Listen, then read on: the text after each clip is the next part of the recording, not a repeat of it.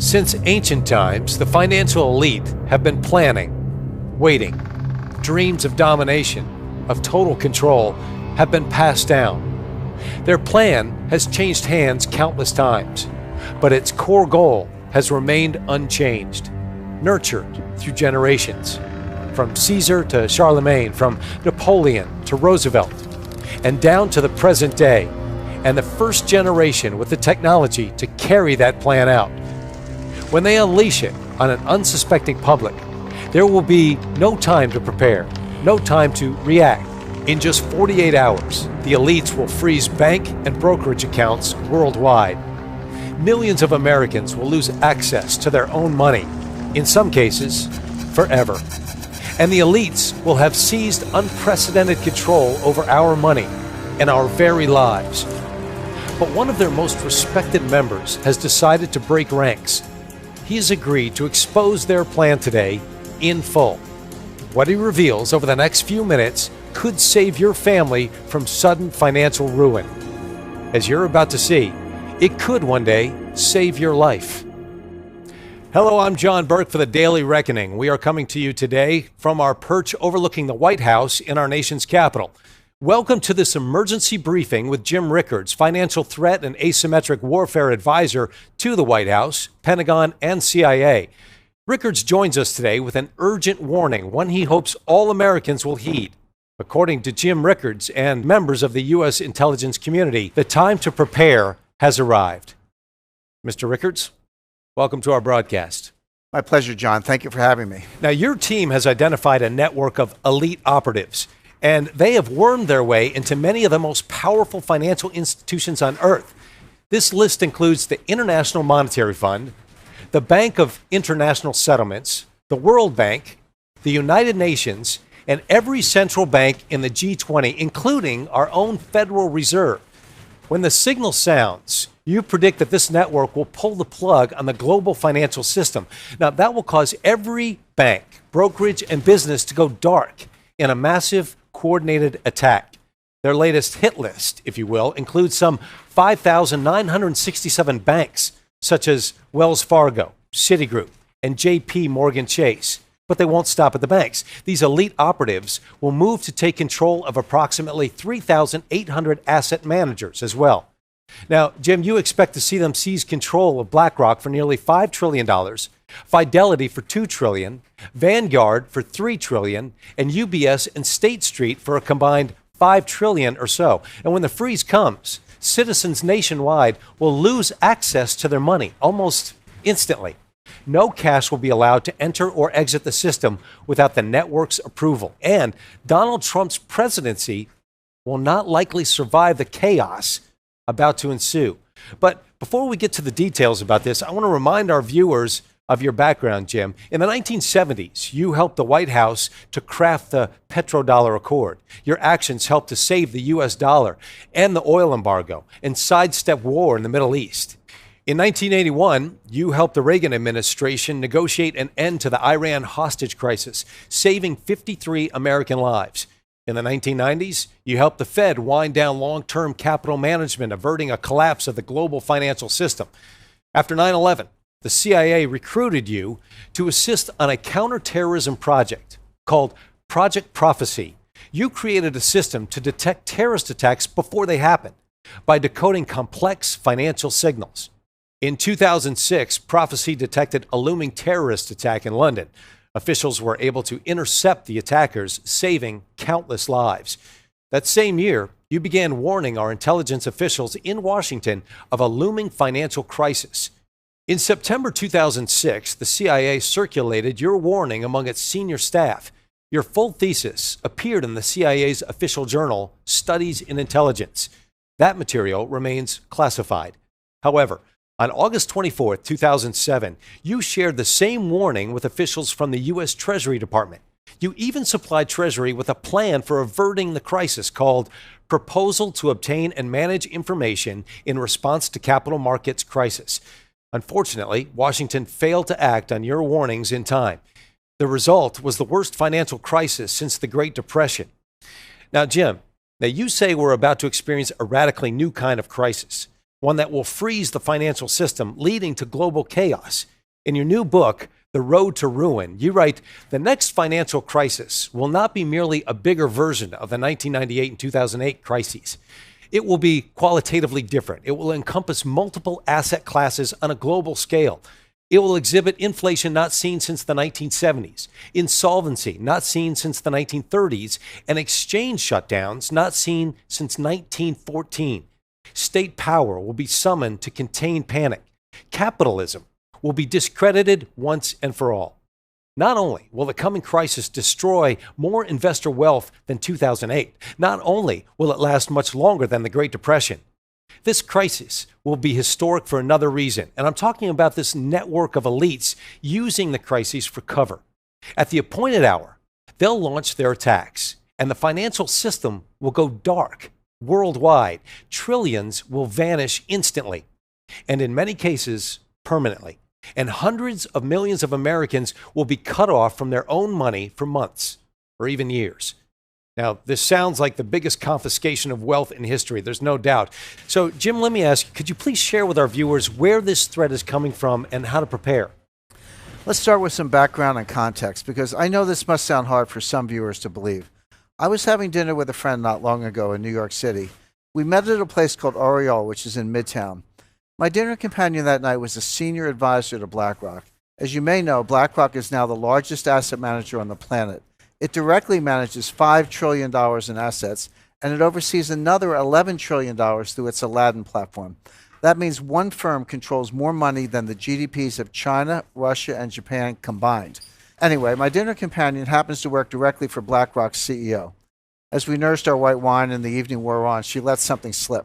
If I remember her words, she said something like, "They want to tell us we can't sell." What was she talking about? Who was she talking about? I placed a few calls, first to my contacts in Washington, then to a few people on Wall Street. Soon I was on a plane for a series of meetings to London, to Geneva, back to New York, then down to South America. As I began connecting the dots, a pattern emerged. It revealed a network of more than 189 individuals positioned inside the world's major financial institutions. Some of them hold senior positions inside the IMF, World Bank, and every central bank in the G20, including our own Federal Reserve. These elites share one vision, and they're about to make it a reality. That vision is one world order, one world taxation, and one world money. They've worked for years behind the scenes preparing to realize that vision. They've literally rigged the laws of international finance. Everything is basically in place right now, and there's essentially no way to stop this from happening. When the crisis hits, they'll flip the switch, freezing the global financial system. That will give them time to reset the world economy according to their vision. As the coming crisis unfolds, President Trump will be powerless to stop it. In fact, trying to stop them would probably weaken the president's power altogether. That is amazing, Jim, really. So what did these elites want from your contact at BlackRock? Basically, they want to classify BlackRock as too big to fail. The technical term is Systemically Important Financial Institution, or SIFI. That designation normally applies to banks, such as Bank of America. If your bank gets the SIFI label, it means the government will bail you out first in a crisis.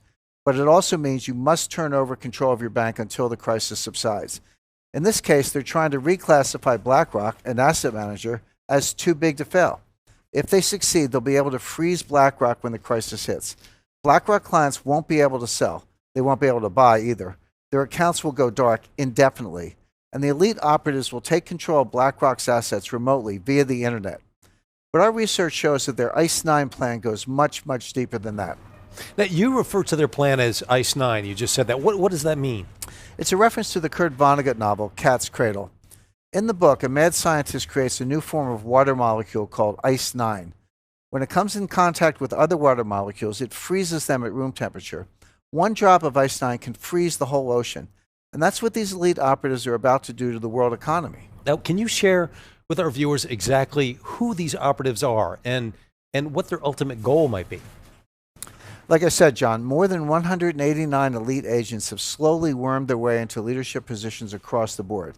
They now sit at or near the head of the IMF, the World Bank, and even our own Federal Reserve. They also control much of what happens at the central banks of China, Russia, India, Brazil, Canada, and Europe. As you know, these institutions form a kind of global superstructure. It forms a kind of snare net encircling all nations. Their leaders aren't democratically elected. They're not accountable to you and me. They're beyond the reach of government and citizens, and yet they hold the fate of the global financial system in their hands. To get a sense of how they operate, imagine an array of floating spheres. One sphere is labeled IMF, one is labeled Fed, one is labeled Bilderberg, one is labeled Wall Street, one is labeled central banks, one is labeled intelligence agencies, one is labeled media, and so on. The elites inhabit all of these spheres, and together the network forms a kind of 3D Venn diagram. As I see it, regardless of what sphere they inhabit, the elites all share the same vision: one world order, one world taxation, and one world money. All of their actions are geared toward moving that agenda forward. Now, are you able to share the identities of these elites with our viewers? We've identified more than 189 individuals who are in many cases hiding in plain sight. Regardless, they all share the same vision: one world order, one world taxation, and one world money. A short list would include Christine Lagarde, Managing Director of the International Monetary Fund, IMF; Mark Carney, Governor of the Bank of England; Raghuramji Rajan, Vice Chairman of the Bank for International Settlements; Haruhiko Kuroda, Governor of the Bank of Japan; William C. Dudley, President of the Federal Reserve Bank of New York; Agustin Carstens, Governor of the Bank of Mexico; Janet Yellen, Chairman of the Board of the Federal Reserve System; Mario Draghi, President of the European Central Bank; Zhu Min, former Deputy Managing Director of the IMF; Zhou Zhouquan, Governor of the People's Bank of China; Robert E. Rubin, Chairman of the Council on Foreign Relations. This A-list of central bankers and other elites is just the tip of the iceberg. Of course, not one of these elites will tell you outright what's going on, but I've seen and heard enough to connect the dots for myself. Not long ago, for example, I met with one of their senior operatives. He's a leading economist who served as the chairman of the Federal Reserve during the last crisis. He's considered one of the most influential minds in banking today. We met privately during a conclave in Seoul, South Korea. Of course, I'm talking about Ben Bernanke. I came away from my meeting with him stunned and convinced that ICE 9 was real. Not long before that, I set up a one-on-one meeting with another member of the network.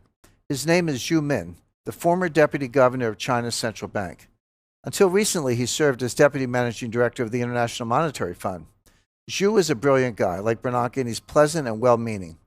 There's no doubt in my mind that he's also a member of the elite network preparing to impose ICE 9 on millions of Americans. But I wasn't done with my research. I have since met with dozens of senior officials, intelligence analysts, and former Wall Street colleagues. My quest led to a final meeting, a face-to-face summit with the head of Bilderberg. We met at Rockefeller Center in Manhattan, and he was very eager to get my take on the euro as a currency. I was happy to provide it, of course, in exchange for some valuable intelligence. As I say in my new book, he did not have horns. In fact, he gave me a nice gift when we parted ways, a blue Swedish vase. I keep it in my writing studio at my home in Connecticut. But my point is, I came away from all three meetings convinced of one thing.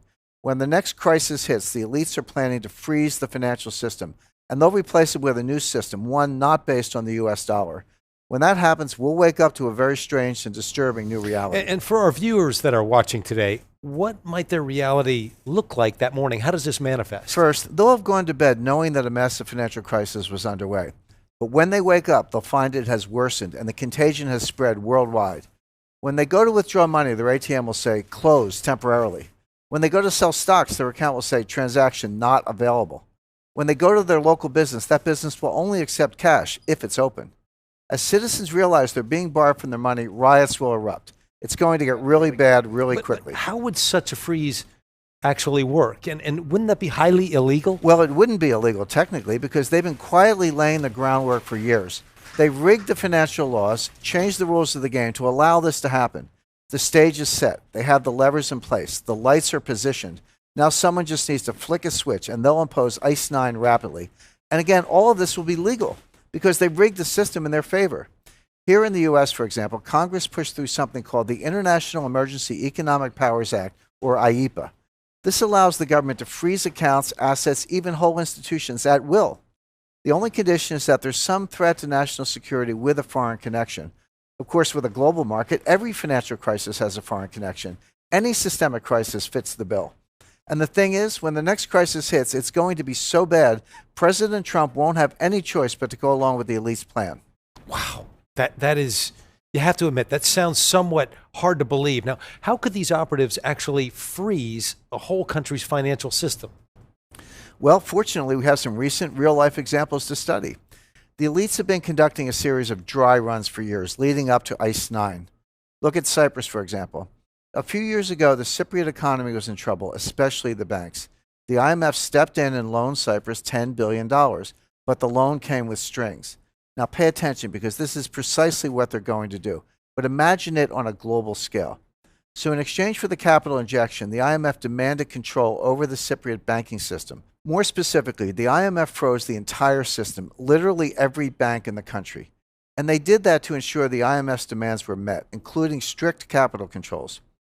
So how did all this impact regular citizens? Their local ATMs went dark. Even the bank branch was closed, permanently in some cases. Citizens could not withdraw cash. They couldn't even transfer funds from one account to the other.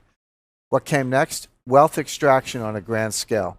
The IMF basically stole 6 to 10% of all the cash in the Cypriot bank accounts. How did the elites justify this? They called it a levy, the price regular citizens had to pay for their government's missteps. Keep in mind, these asset confiscations were done at the balance sheet level with the institutions themselves. They never had to confiscate individual accounts. They froze every account by controlling a handful of the country's biggest banks. When the next crisis hits, we're going to see this here in the US and around the world. And it'll be a highly coordinated global attack on the entire system simultaneously. All right, but hold on here. Wasn't Cyprus a fairly isolated example of the globalist elites taking over a nation's banking system? Not even close, John. The same thing has happened in other places. It's happening in Greece right now. As you know, Greece has been navigating a massive debt crisis for years. In 2015, the IMF and their partners moved in to recapitalize Greece's banks. That just means they agreed to pump capital back into the stalled system, like priming a pump. In return, the IMF demanded control of the banks and citizens' individual accounts by default. Suddenly, Greek families weren't allowed to withdraw more than $460 per week. Imagine trying to pay your mortgage, gas, and groceries on less than $500, let alone your medical insurance. Of course, it led to widespread panic, rioting, and worse. And that's exactly what we'll see on a global scale when the next crisis hits. Now, clearly, a national freeze can devastate the citizens big time. So my question is, why would the elites even want to do that? Well, you're right, of course. This has been devastating to Greek citizens. But the short answer is control. To save itself from insolvency, Greece gave up its economic autonomy. The country is, for all intents and purposes, under the control of the European Central Bank and the IMF. Yet this top-down approach still hasn't solved the problem. As one Greek official told Reuters, the banks are in a deep freeze, but the economy is getting weaker. This is a microcosm of what we're about to see in America and around the world. But still, I mean, really, aren't Greece and Cyprus fairly isolated examples? Unfortunately, if you think governments tend to keep their hands off citizens' assets, you're mistaken. Elites have a long history of seizing control of people, institutions, and especially money. In February of 1917, for example, the Russian elite, who believed in a one-world workers' party, closed the stock market.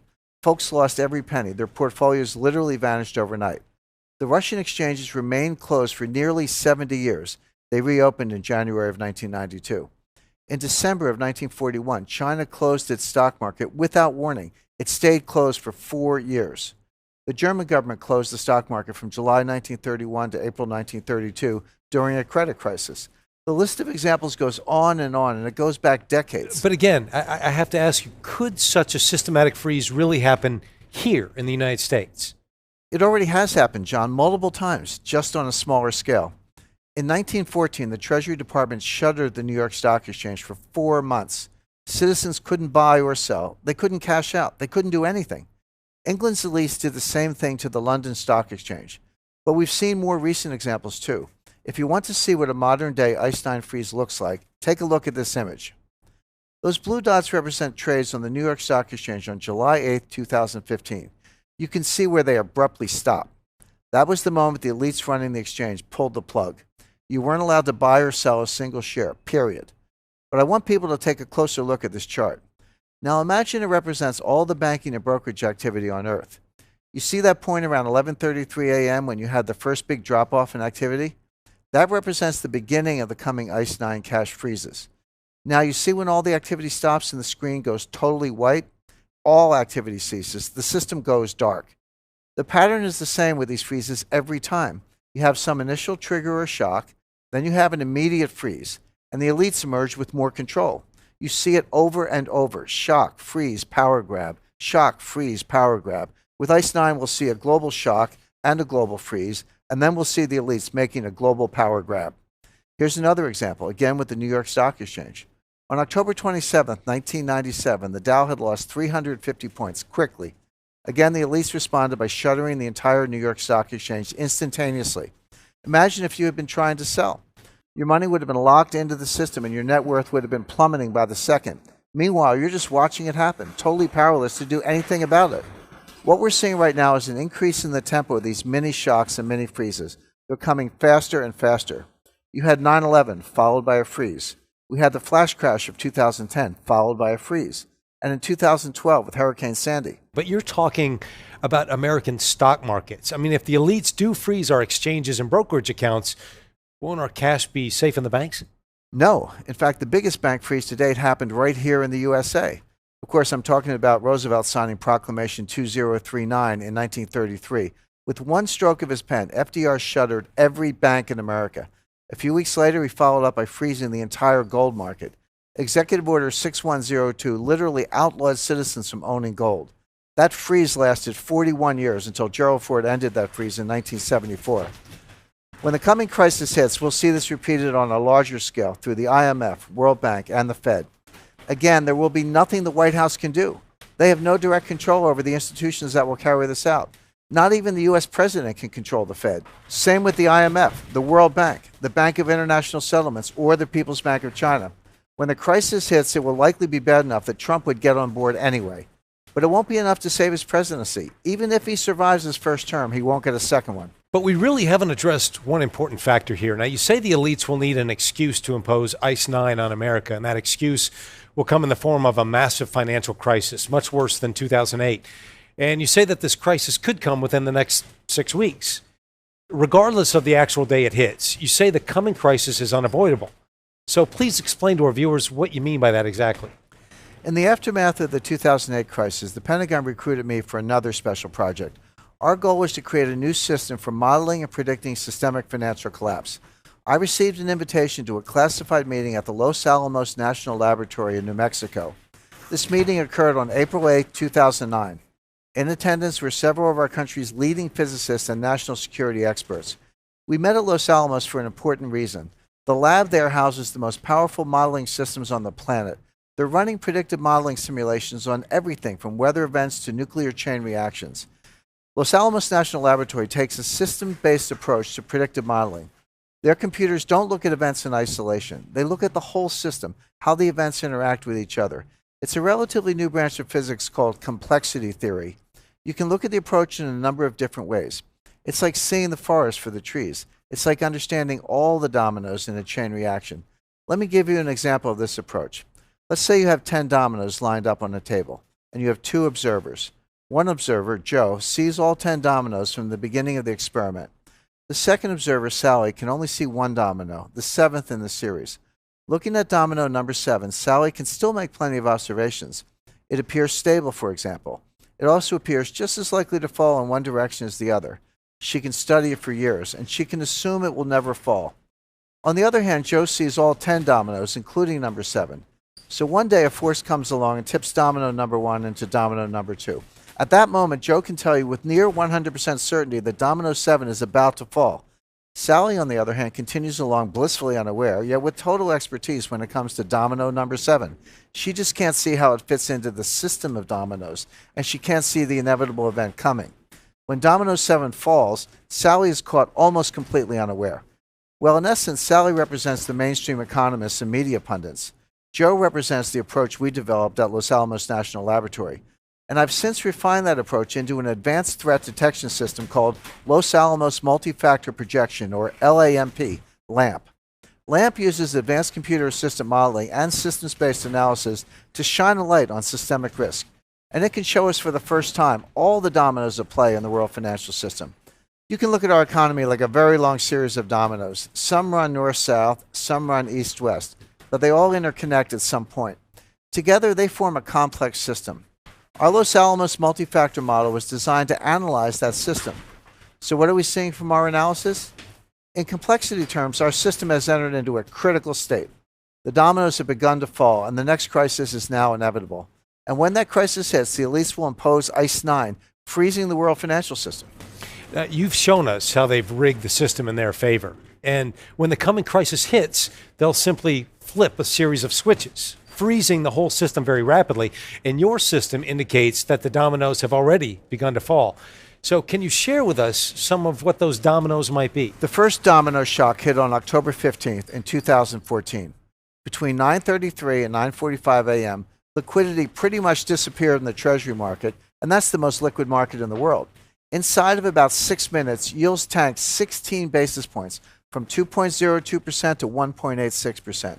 Over the next 6 minutes, yields jumped back up to 1.99% before ending the day around 2.14%. The Treasury market is enormous. It moves like a glacier, not an avalanche, but this was an historic anomaly. As JP Morgan CEO Jamie Dimon said, Treasury securities move 40 basis points, statistically 7 to 8 standard deviations, an unprecedented move, an event that is supposed to happen only once in every 3 billion years or so. This was no random event. This was a domino. This was exactly what you'd expect to see when a complex system goes critical. Let's take a look at domino shock number 2 now. For years, investors were loading up on Swiss francs as a safer alternative to the euro. The demand drove the franc higher. This created pressures in the Swiss economy, mainly by driving up the price of Swiss exports. The Swiss tried to control demand by pegging the franc's value to the euro. The idea was to make both currencies equally attractive and keep investors from piling into francs. But once the European Central Bank started talking about quantitative easing, the Swiss got nervous. And on January 15, 2015, the Swiss Central Bank shocked the world and scrapped the franc to euro peg. The Swiss franc, a major currency, mind you, soared 20% in 20 minutes. We've never seen anything quite like it. The real losers were the Swiss stockholders. They took a 10% haircut almost immediately. Even the big safe companies nosedived. Credit Suisse lost 11% in a matter of minutes. The elites took control and triggered a bloodbath. Basically, they made it worse. Are there any more examples of these domino events that we should know about? Between August 10th and August 31st of 2015, the Dow tanked 11%. Here's what actually happened. In August of 2015, the Chinese central bank decided to devalue the yuan. Again, they wanted to keep the currency cheap to drive Chinese exports. So they devalued about 3.2% over 2 days, a huge move for a major currency. What happened next? The Shanghai Stock Exchange plunged 43%, erasing $3 trillion in Chinese investor wealth. Then it rippled across the Pacific and wiped out another $2.5 trillion here in the US. It caused similar panic across Asia, Europe, even South America. Now let's take a look at domino shock number 4. Throughout the first half of 2016, Britain was pondering leaving the European Union. The people were set to vote on June 23rd for remain or leave the Union. 3 days before the vote, my team and I flew to London for a series of meetings. We applied the LAMP system to analyze all the factors involved. We got a hit on 2 important indicators. Just before the vote, the pound jumped from $1.40 to $1.50, and gold dropped from $13.05 to $12.60 an ounce. The market was pricing the pound and gold for remain. The experts gave almost no chance to Brexit going through, but LAMP indicated approximately a 50-50 chance of leaving or staying. With gold and the pound already priced for remain, they would stay stable if remain won. But if remain lost, gold would absolutely skyrocket and sterling would plunge. There were 2 ways to play it: long play on gold and a short play on sterling. Of course, leave did win. Pound sterling plunged from $1.50 to $1.32 within hours, a 12% decline. Again, absolutely no precedent in history for these kinds of swings in major currencies. But this provides a perfect example for how LAMP works. I applied the system to Brexit and it modeled out a possible spike in gold. That was the next domino, of course. So I recommended that my followers go long gold on June 20th, 3 days before Brexit. Here's what happened. Again, LAMP indicated no meaningful movement in gold prices if remain won. But it indicated a massive spike if leave won, which is what happened. The domino fell and gold spiked 4.8% in a single afternoon. Had you acted on my June 20th directive, you could have made a fortune on gold and gold stocks in particular. Gold Mountain Mining jumped 11 cents a share to 36 cents, for example. That's a 227% winner in 30 days. Not bad. What this shows you is that we can now predict with reasonable accuracy what's coming next. And not only can you protect yourself, you can make a good deal of money if you prepare. The other thing to notice here is how the tempo of these events is building. We're seeing unreleased energy from one force shock spilling over into the next in increasingly rapid succession. Our next example is India. Keep in mind, India is a G20 nation and the 7th largest economy in the world. On November 8, 2016, Prime Minister Modi took to the airways for an unscheduled announcement. During his address, he imposed one of the larger scale cash freezes we've ever seen. Modi banned the use of 500 and 1,000 rupee notes, and they ceased being legal tender just 4 hours later. That means 80% of India's cash supply became worthless on 4 hours' notice. That would be like someone banning the use of $5 bills and $10 bills by midnight tonight. Imagine the chaos that would cause here. Of course, the Indians didn't have to imagine. If I could read this quote from the BBC, the 500 and 1,000 rupee notes in every man and woman's pocket were suddenly redundant. People started flocking to banks and ATMs to withdraw cash or exchange the old notes. The queues are long and people are short of cash. Even buying daily essentials like milk and bread has become difficult. Police have had to be called in at some banks and ATMs to calm tempers. The government's publicly stated aim was to end corruption. That's what they always say. The real aim was wealth extraction and total taxation. Until the cash freeze, some 90% of India's economy ran on cash and private peer-to-peer transactions. The government couldn't get its cut of those transactions. Going forward, that won't be the case. So again, forget what they're saying on TV. This is really about control and wealth extraction. Of course, the local currency, the rupee, dropped through the floor when this news hit. And that's what we're about to see on a global scale with ICE 9. We're just waiting for the next domino to fall. All right, wait. How about the Federal Reserve? I mean, won't it be able to step in with more money printing to stabilize the system? Isn't that what we saw with the 2008 crisis? The people who run the Fed are true believers in the vision. One world order, one world taxation, one world money. They've done their part to undermine the dollar, printing up $4.2 trillion in funny money, and all of it remains on the balance sheet. This is what pressure looks like in a complex system. Now, could the Fed print even more dollars? Could it increase its balance sheet to $10 trillion, $20 trillion? Who knows? What we do know is the coming crisis will involve a catastrophic liquidity shortage. There won't be enough capital in the system to keep the world economy going. But the Fed won't be in a position to print more dollars like they did the last time. That will leave the task of refloating the system to their fellow elites at the IMF. The IMF will take over and reset the monetary system, but not with dollars. This is how eras end. This is how empires and presidencies end. Look, I'm sure some of our viewers are overwhelmed right now. So can you please summarize everything we've covered up to this point so folks can start preparing? Our LAMP model shows the coming crisis unfolding in 5 stages. First, you have the initial domino event. Second, the dominoes will go from falling in an orderly way to a series of collapses. The markets will drop an estimated 60 to 70%. Gold will spike to $5,000 an ounce or higher. Treasury yields will go deep into negative territory. And that's when the elites will freeze the global financial system from the top down. Within 48 hours, you'll lose access to your money, period. In some cases, access will terminate permanently. When the elites refloat the system, they won't do it with US dollars. They'll do it with new world currency. I'm talking about the official currency of the IMF, special drawing rights. For our viewers who aren't familiar, what exactly are special drawing rights? So the IMF has invented something called special drawing rights, or SDRs. From inception, the IMF intended for SDRs to replace the dollar as the new reserve currency. They've been planning for this event for many years, patiently waiting. When the next crisis hits, we'll see SDRs taking center stage and replacing the dollar for major transactions between banks, businesses, and billionaires. The IMF has already started issuing SDR-denominated bonds through the World Bank. And when the next crisis hits, they'll refloat the world financial system in exactly this way, by issuing mountains of SDRs to governments and international institutions worldwide. The dollar will get left out of the new equation, and Americans will wake up to a new post-dollar reality just 48 hours later. Here's the final twist. They won't be issuing any of these SDRs to individual Americans. We'll be left with dollars, which will become like our version of the Mexican peso. Why are the elites so anxious to bring about one world money? I mean, what's the end game? The end game is control and wealth extraction. If you have one world money, you can have one world central bank, the IMF. Once you have one world money and one world order, all overseen by the elites, they can begin wealth extraction on a grand scale. I'm not just talking about taxation, although a world taxation plan is in the works for after ICE 9. I'm talking about all kinds of confiscation of assets. They'll come after every penny they can through taxation, penalties, regulatory schemes, bank levies, trumped-up criminal prosecutions, and good old-fashioned thievery.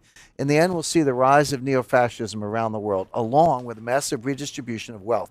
The elites will come out the big winners. Everyone else, including the middle class, will come out devastated.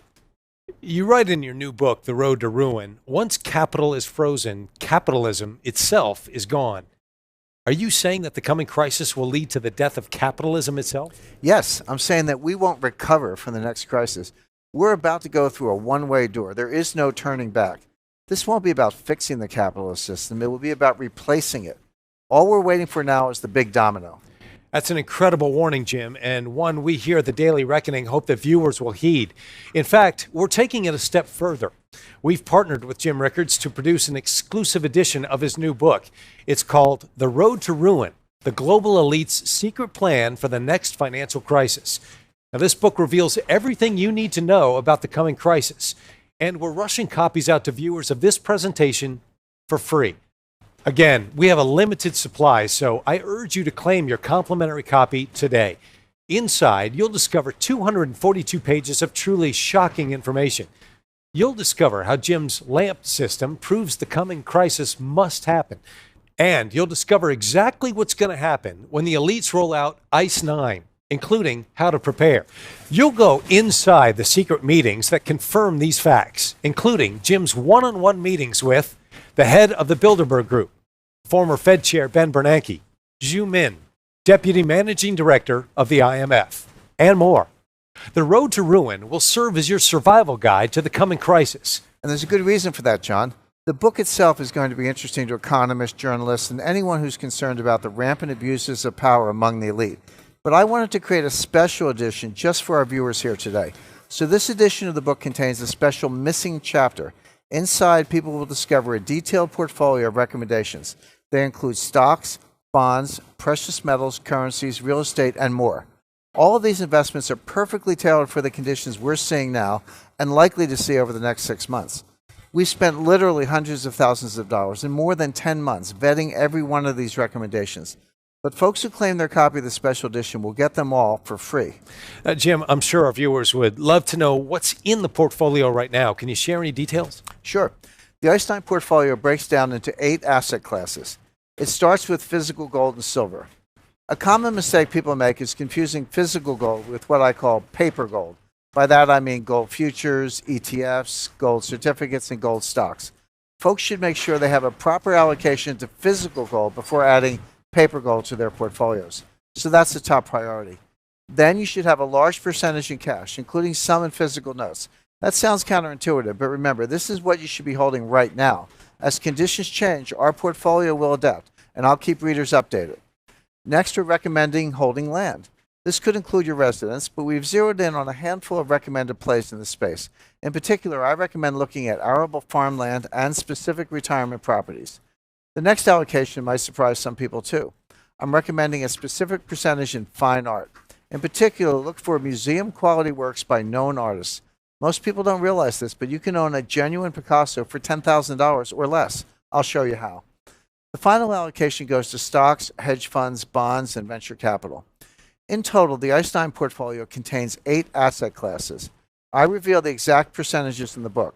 And in the bonus chapter, I provide the specific recommendations that fit within each class. Powerful stuff, Jim. But we haven't even talked about what's in the book itself. On page 196, you expose the identity of what you call the new Praetorian Guard, the high-tech government forces that will enforce ICE 9 and suppress the coming money riots. On page 53, you reveal the identities of the 4 horsemen of the coming apocalypse. These are elites, names our viewers will recognize, who are hastening the arrival of ICE 9 and preparing to usher in the next world order. On page 107, you unmask the identity of the 14 families that really control Wall Street. These are the elite of the financial elite, and you reveal how and why they loved watching Bear Stearns collapse. On page 52, you blow the cover off the secret gathering places of the elite, including locations and dates.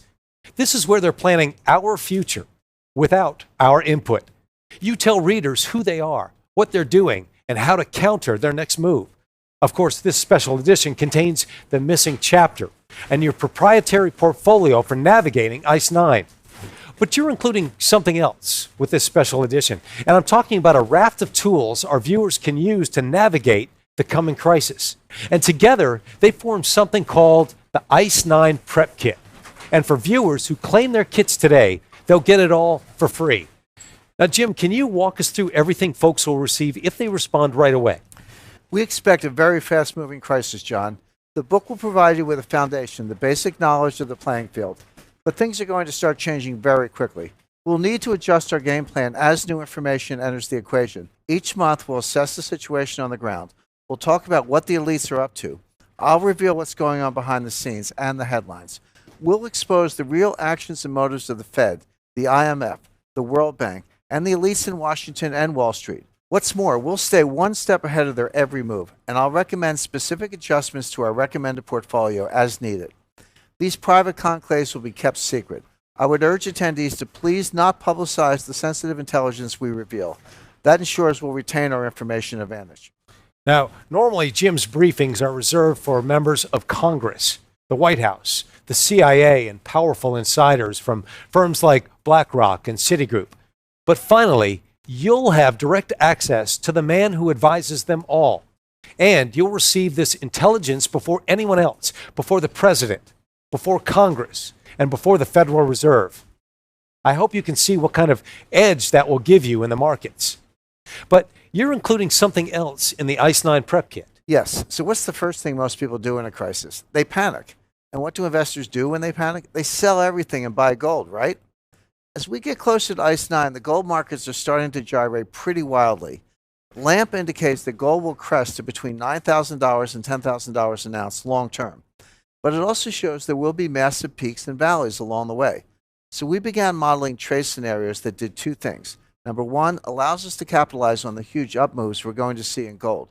And number two, protect our downside from losses. My team has in fact discovered the perfect gold trade in this regard. It starts with an anomaly our system identified in the gold markets.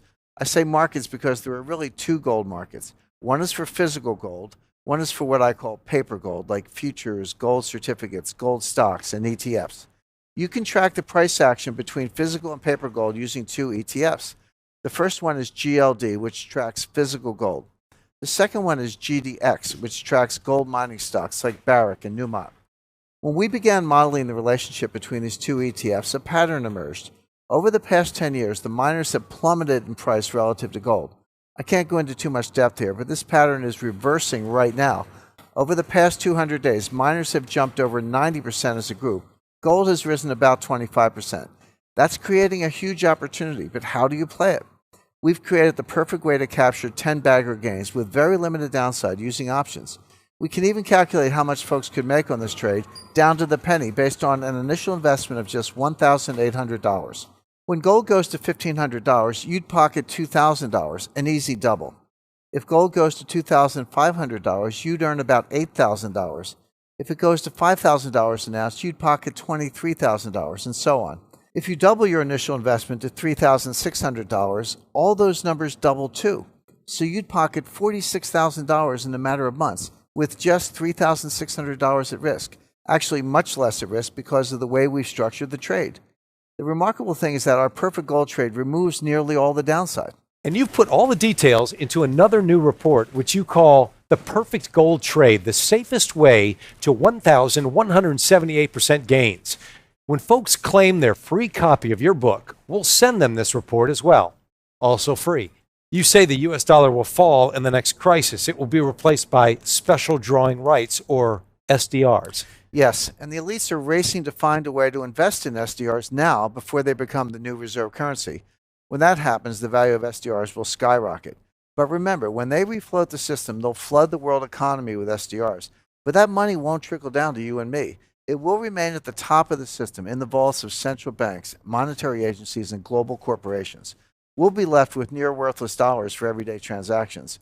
But you provide 6 more currency investments poised to soar as ICE 9 unfolds.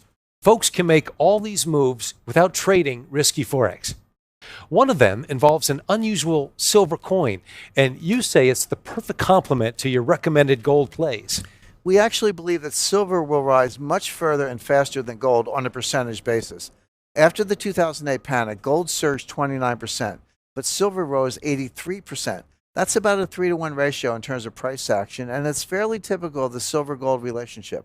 In other words, if gold soars roughly 6-fold to $10,000 an ounce, silver could rise 18-fold, a 1,800% rally. But as with gold, not all silver coins are made equal. That's why we've studied this area extensively in preparation for ICE 9. and I've identified the single best silver coin to own today. Okay, let's review everything you'll receive when you claim your kit today. Of course, you'll receive the special edition of The Road to Ruin, complete with the missing chapter, and the ICE 9 portfolio, the perfect gold trade, the safest way to 1,178% gains. And you'll receive everything mentioned above for free. How do you claim your ICE 9 prep kit right now? Simply agree to take Jim Rickard's monthly advisory letter for a test drive. That's it. It's called Jim Rickard's Strategic Intelligence. This letter is read by high-ranking members of our intelligence community, Wall Street titans, hedge fund managers, and other elites. But now, you can access these same high-level ideas with your Strategic Intelligence subscription. Strategic Intelligence delivers Jim's analysis and latest recommendations every month. You'll receive first-hand intelligence on developments inside the Fed, Congress, and other powerful institutions. More importantly, you'll be able to adjust your investments accordingly, keeping at least 6 months ahead of even Wall Street. That gives you an information advantage, and it could very well save your family's financial life when ICE 9 hits. But Strategic Intelligence goes well beyond the monthly issues. For more details and to get started right away, simply click the button below. Now, I want to thank Jim Rickards for joining us today. And Jim, it has been a real wake-up call, and I have to say, an extremely useful conversation. So, Jim, any parting words for any viewer out there wondering what to do next? Well, in a word, prepare. Prepare now. Don't wait. The system is on red alert right now. The switch could be flipped tomorrow. It could be flipped next week. But when they flip the switch, it'll freeze your accounts instantly. You will not have time to react. So the only way to protect your family is with preparation. So even if you don't read the book, I would encourage you to move at least some of your assets out of the system now and be ready for whatever chaos is coming our way. All right. Thank you very much, Jim, for your time today. Really do appreciate that. And with that, I'm John Burke for Jim Rickards and the Daily Reckoning. Signing off.